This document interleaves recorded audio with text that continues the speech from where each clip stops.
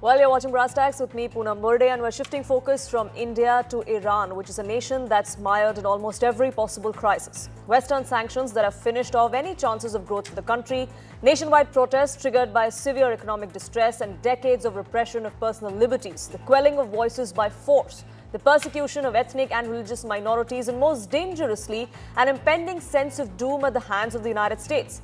Donald Trump is adamant. For him, all options are open to free the Iranians from the Khamenei regime. The latest is the redirection of USS Abraham Lincoln carrier strike group from South China Sea towards the Gulf region.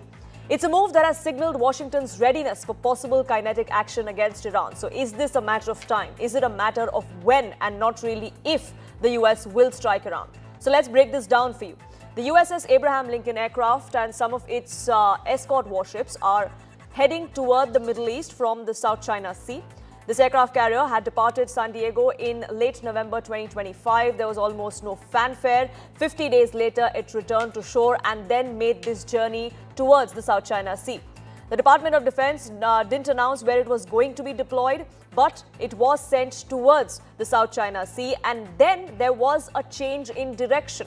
What we now know is that it will take about 4 days for the USS Abraham Lincoln carrier strike group to transit from the Indo-Pacific to the Middle East. So why is this concerning? Now, the USS Lincoln is a Nimitz-class nuclear-powered aircraft carrier. It was commissioned in 1989 with more than 35 years of active service.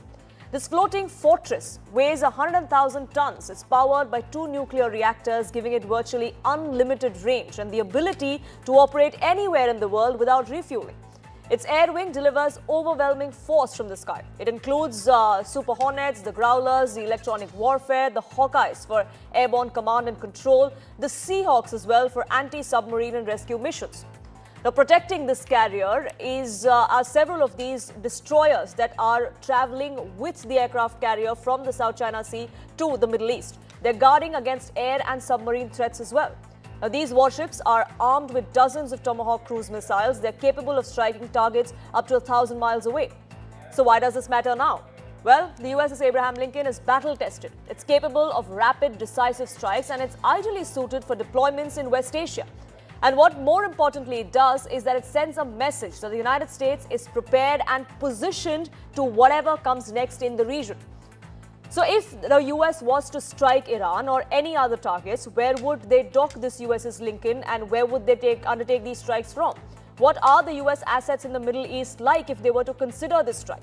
Well, the United States maintains a significant military presence across the Middle East. In Turkey, there is an airbase, approximately 2,500 US personnel serve there. It is a critical hub for air operations and regional logistics. In Iraq, about 2,000 troops remain deployed. They're focused on counter-terrorism missions and support local security forces. They could be roped in if the need be.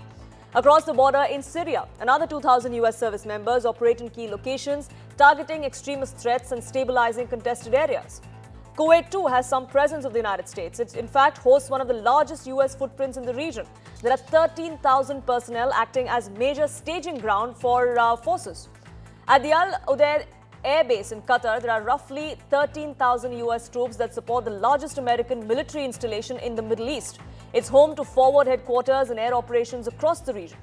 Then in Saudi Arabia, again, there are about 3,000 US personnel that are stationed to assist with air defense and regional deterrence.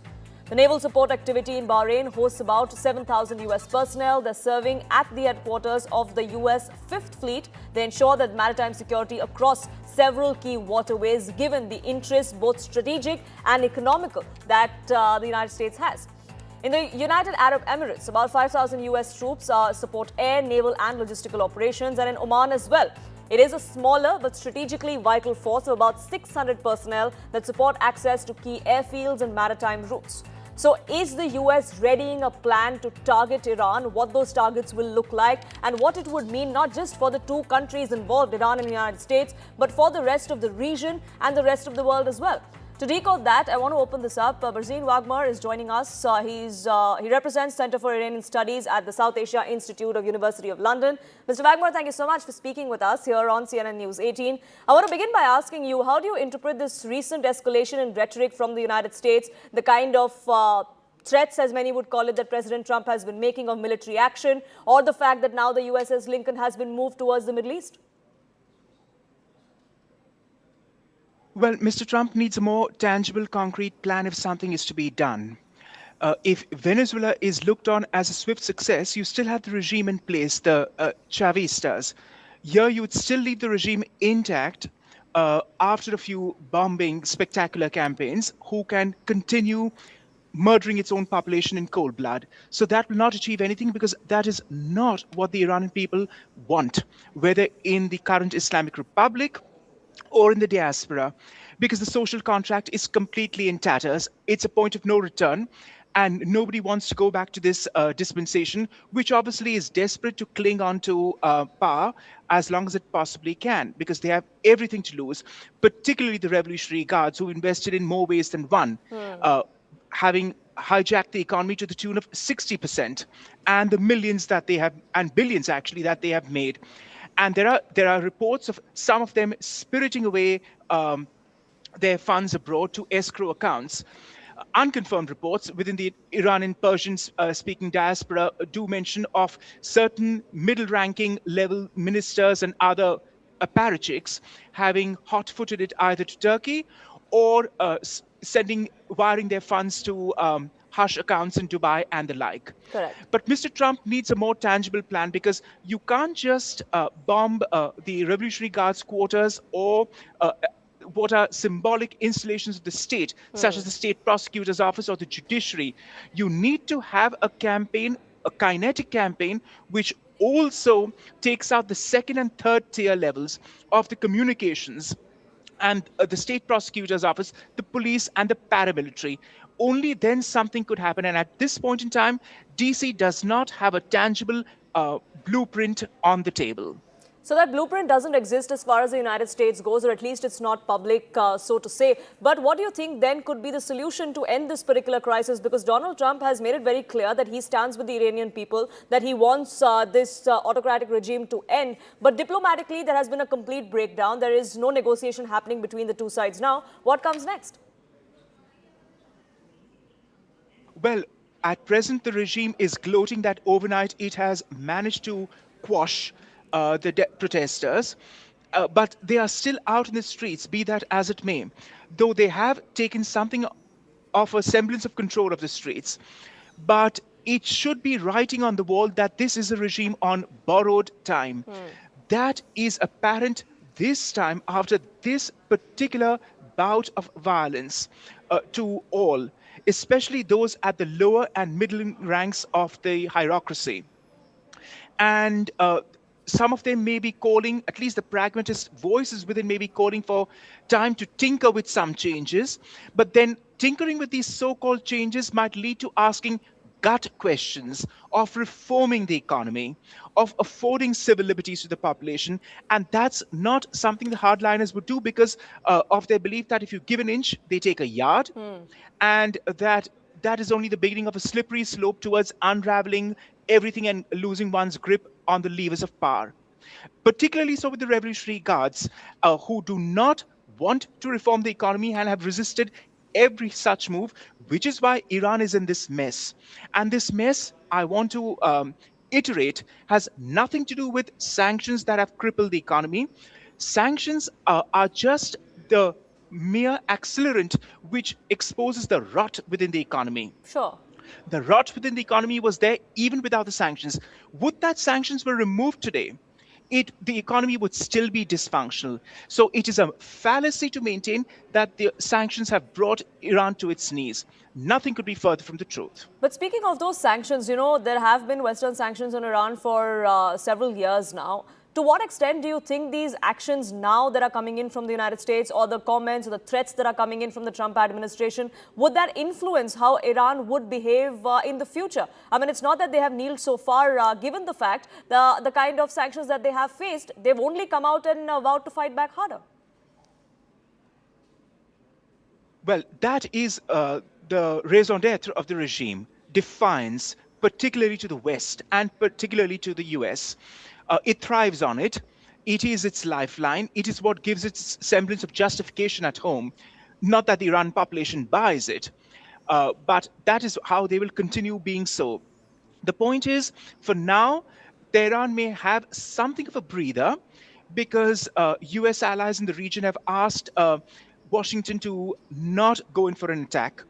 That's because Tehran has been building bridges with some of its partners in the last 6 to 12 months, Correct. particularly with Cairo and Riyadh. So for now, MBS and Saudi Arabia would ask Washington to go slow because they don't want to upset the apple cart. And also remember that these are autocratic Middle Eastern traditional sheikdoms who are wary of a populist regime toppling an authoritarian government. Imagine what the repercussions would be at home for them too. So they'd sooner prefer to put up with a weakened authoritarian regime that is the current security state of Iran than to see it completely crumble. But then Because what they happens if take Tehran some does satisfaction. want to respond militarily, diplomatically, politically, however which way you see it? How do you think that would play out for the region? Well, that would be the usual modus operandi of blocking the Strait of Hormuz. But then, as per the international law of the sea, Oman also has maritime jurisdiction. So it's not completely in Tehran's hands. That is point number one. Point number two, they could attack in Iraq, which is the soft spot, the underbelly for US troops. But then that is what they would want to do by distracting from their current crises at home, by attacking, say US bases like the Fifth Fleet in Manama, Bahrain, or Al Udeid, Qatar, which they did last year, as you know. But those would be symbolic gestures. They could exercise it and they will threaten to do so because that sort of saber rattling is what they've always done. And sometimes their bluff has been called off. So in But that then case, then, also, do you the think option is this there is of going to be the end of the Khamenei regime, so to say, either by overthrow of the autocratic government there, the autocratic regime there, or replacement of the Ayatollah himself? Well, when 86-year-old Khamenei dies, and if the system is still in place, the security apparatus is in place, what I do envisage, and what we have seen in Iranian studies as specialists, is that the Republican guards, Revolutionary Guards, will come to the fore. And it will become like Pakistan, a dictatorship. A security military oligarchy is what Iran will transmogrify into from what is this current clerical autocratic theocracy. The guards will maintain a semblance of Islamic veneer of piety and being led by clerics, but the said clerics will take an increasingly sliding role as the guards come to the fore, and they will also push aside the traditional armed forces with whom they have no love lost in the last 47 years and with whom they have a very correct, albeit cold relationship. And that also brings me to mind to point out that what one is banking on, as what happened during the last revolution in 78-79, is that something must give. If the traditional armed forces or the police refuse to fire on protesters, that's where you may see some unraveling occurring within the security apparatus at the lower or middle level ranks. Not obviously with the guards who are doctrinally driven and are fanatically wedded to the ideology of the regime and protecting their profits and patronage and power. So in that case, whether things actually change for the people of Iran, that's something that we'll have to wait and watch out for. Also, the larger context of this United States versus Iran fight, what it would mean for the two countries and the world as a whole. But Mr. Waghmar, thank you so much for speaking with us here on Brass Tacks.